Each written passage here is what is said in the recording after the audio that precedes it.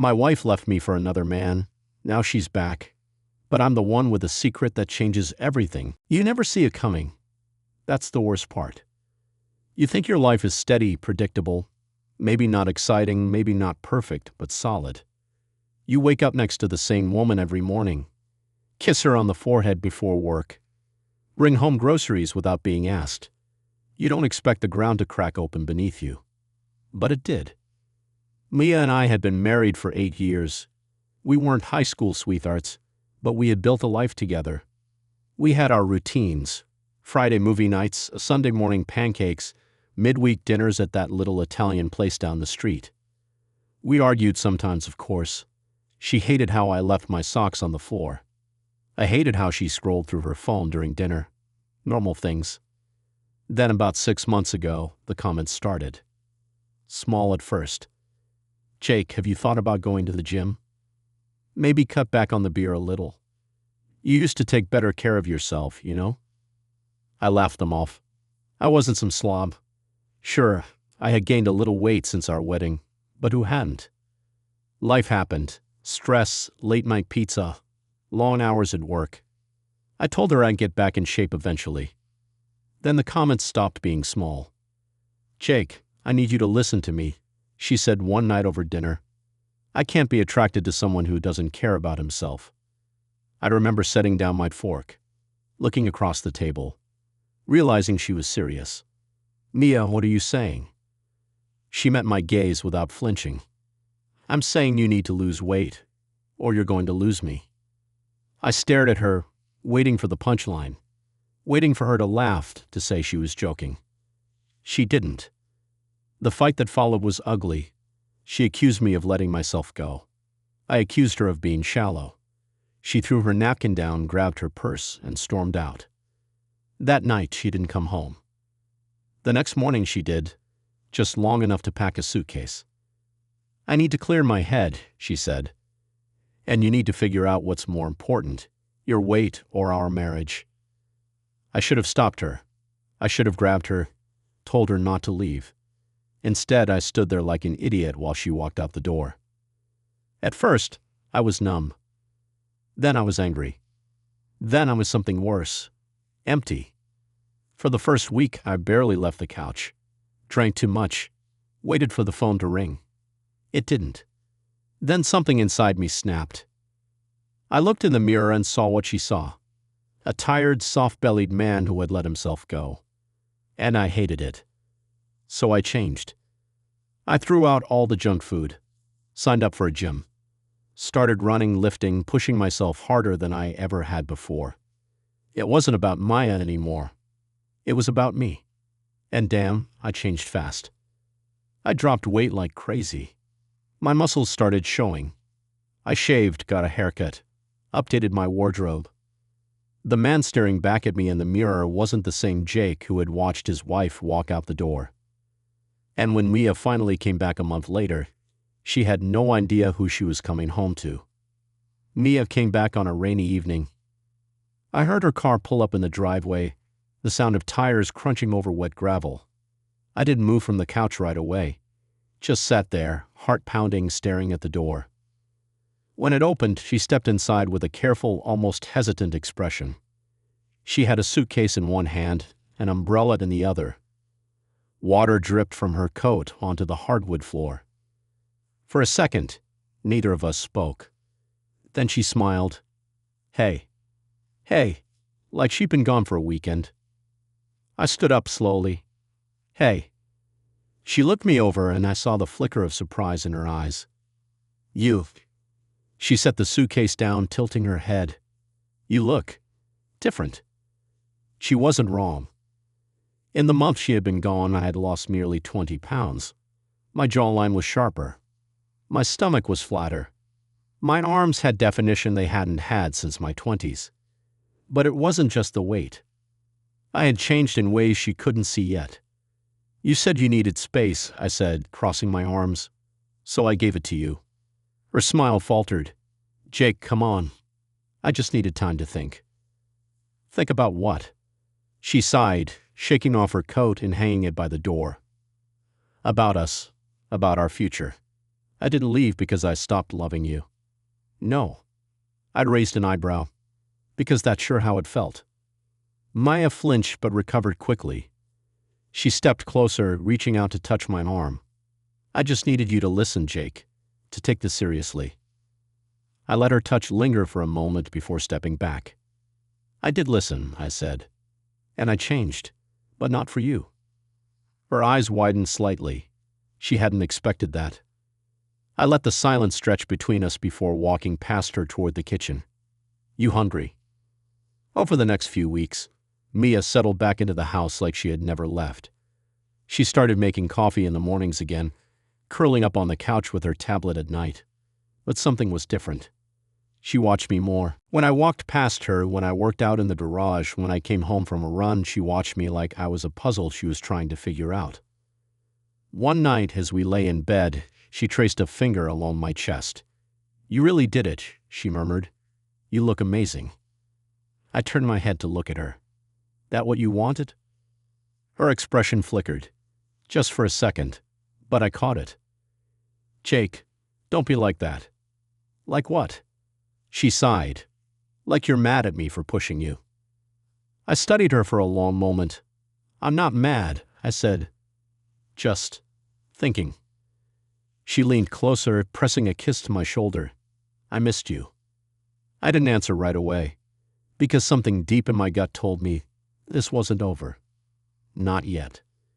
The first real crack in Mia's perfect return came 2 weeks later. I was in the garage finishing my workout when I heard her phone ring. The sound echoed through the house, sharp and insistent. I wiped sweat from my forehead and listened. She didn't answer it. A second later, it stopped. Then it rang again. This time, curiosity got the better of me. I walked inside, grabbing my water bottle, and glanced at the kitchen counter where her phone lay face down. The screen lit up. Unknown caller. I wasn't going to touch it. Really, I wasn't. But as I turned away, the phone buzzed again, and this time, a preview of the message flashed on the screen. Mia, we need to talk. You can't just disappear. My stomach tightened. I stood there staring at the screen, my heartbeat suddenly too loud in my ears. Disappeared. Before I could process it, Mia walked into the kitchen. She stopped when she saw me, her eyes flicking to the phone. Something wrong? She asked, too casually. I met her gaze. Your phone's been ringing. She walked over, picked it up, and turned it off without looking at the screen. No one important, she said, reaching for a glass of water. I didn't move. Who's trying to find you? She stiffened just slightly. Just enough. No one. A small laugh. Forced. Just some old work stuff. You know how it is. I knew exactly how it was. And she was lying. That night, I lay in bed staring at the ceiling. Mia slept beside me, her breathing slow and even. But I was wide awake. Something wasn't right. I had spent the last month changing myself, physically, mentally, preparing for something. And now it felt like the real challenge was just beginning. Mia had secrets, and I was going to find out what they were. The next day, I started paying attention. Little things at first. The way Mia hesitated before answering questions. The way she kept her phone close, never letting it out of her sight. The way she checked the windows at night, as if expecting someone to be watching. She was nervous, and whatever had happened when she was gone, it wasn't over. On Friday night, I decided to test something. We were watching a movie when I casually said, I ran into Mark today. He asked about you. It was a lie. I hadn't seen Mark in weeks, but Mia didn't know that. Her reaction was instant. She stiffened, just for a second. Then she smiled too brightly. Oh, what did he say? I watched her carefully. Just wanted to know if you were back for good. Mia nodded. Well, I am. I let the silence stretch, let her sit in it. Finally, she turned back to the TV, but her fingers tapped anxiously against her knee. She was hiding something, and now I had proof. The night air felt heavy. I stood by the window, watching the street below, my mind racing. Maya was asleep in our bedroom, curled up on her side, looking peaceful. But I knew better now. Something was haunting her. I didn't know who had called her that day or what they wanted, but I knew one thing for sure. Maya was lying to me. And I needed to find out why. I checked my phone. 2:17 a.m. Too late to do anything. Too early to sleep. Then I saw it. A figure. Standing across the street. They weren't moving, just standing there in the shadows, watching the house. I felt a chill crawl up my spine. I stayed perfectly still, barely breathing, watching. The figure didn't move. I squinted, trying to make out details. Was it a man? A woman? But the street lamp cast just enough of a shadow to keep their face hidden. A minute passed, then another. Then, the figure took a slow step backward, then another. And then they disappeared into the dark. The next morning, I didn't mention what I had seen. I needed more information first. Mia was in the kitchen sipping coffee and scrolling through her phone. Her expression was unreadable. "Hey," I said casually, sitting across from her. "You sleep okay?" She looked up, smiled. "Yeah, you?" I hesitated. "Had a weird dream." "Yeah." She tilted her head. "What about?" I watched her carefully. Someone standing outside the house. Just watching. For a split second, just a fraction of a second, her fingers tightened around her coffee cup. Then she laughed. "Creepy. Maybe you've been watching too many thrillers." I smiled, but inside my mind was racing. That reaction, so small, so quick, told me everything I needed to know. She was afraid. She knew something, and she wasn't telling me. That afternoon, while Maya was out running errands, I made a decision. I went to her office. I never snooped before. Never had a reason to. But now I needed answers. The desk drawers were locked.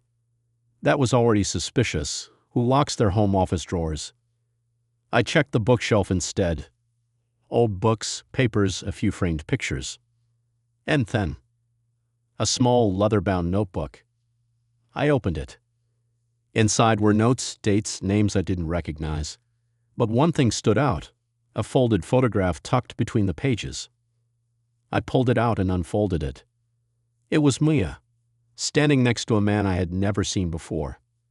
They looked close, too close. And on the back of the photo, written in Mia's handwriting, was a date. 6 months ago, right before she disappeared. I exhaled slowly, my fingers tightening around the paper. Who the hell was this man? And what else had Mia been hiding from me? The house was silent except for the ticking of the clock on the wall. I sat at the kitchen table, the photograph still clenched in my hand. Mia hadn't returned my calls. She had left that morning saying she had errands to run. That was 8 hours ago. Something was wrong. I stared at the picture again, the man next to her, the date on the back. 6 months ago. Right before she disappeared for 3 days with no explanation. Right before she came back, different. I had to know the truth. I grabbed my keys and headed out. Mia's car was parked outside a small, abandoned house on the edge of town. The place looked forgotten, windows boarded up, vines creeping over the walls. But the front door was open. I stepped inside. Dust swirled in the air. The place smelled of damp wood and something else, something metallic. Blood. A chair sat in the center of the room. Ropes lay on the floor beside it, frayed at the ends. And then I heard it. A voice. Mia's voice. Low, urgent, coming from another room. I moved quietly, heart pounding. Peering around the corner, I saw her. Mia stood with her back to me, talking to someone I couldn't see. "No, I told you," she was saying. "He doesn't know anything." A pause. Then the other voice spoke, deep, cold. "You better hope you're right." Mia stiffened. I stepped forward. "Mia." She whirled around, eyes wide. "Alex." The man beside her turned. It was him. The man from the photograph. And he was holding a gun. Put it down, I said, keeping my voice steady. The man smiled. You should have stayed out of this. Mia's eyes darted between us. Please, she whispered. Don't do this. The man ignored her. You have no idea what she's done, do you? I clenched my fists. I know she's been lying to me. Mia swallowed hard. Alex, I can explain. No, the man said sharply. He deserves the truth. He turned to me. Your wife isn't who you think she is. Silence. Mia closed her eyes. Then she spoke. Alex, I love you. But I was never supposed to be with you. I felt the ground shift beneath me. She went on. I was running. Hiding. And you were safe. I never meant for you to get involved. The man scoffed. Too late for that. I took a slow step forward. Who are you? He tilted his head. The man who's going to fix her mistake. He raised the gun and fired. The shot rang through the house. Mia gasped. But I was still standing. The man, however, wasn't. Blood bloomed across his chest as he staggered backward, dropping the gun. He hit the floor with a heavy thud. I turned. Mia stood there, shaking, holding a second gun. She had shot him. She let out a shaky breath. I told you. I wasn't supposed to be with you. My mind spun. Who was she? Who had she been running from? But as sirens echoed in the distance, I knew one thing. The woman I loved, Mia, or whoever she really was a stranger. And I had no idea what was coming next. I sat in my car, staring at the empty house. Mia was gone. She had vanished before the police arrived. No trace, no goodbye, just gone. The past few months felt like a dream, a nightmare. And yet, deep down, I knew I hadn't seen the last of her. One day she'd come back. And when she did, I'd be ready.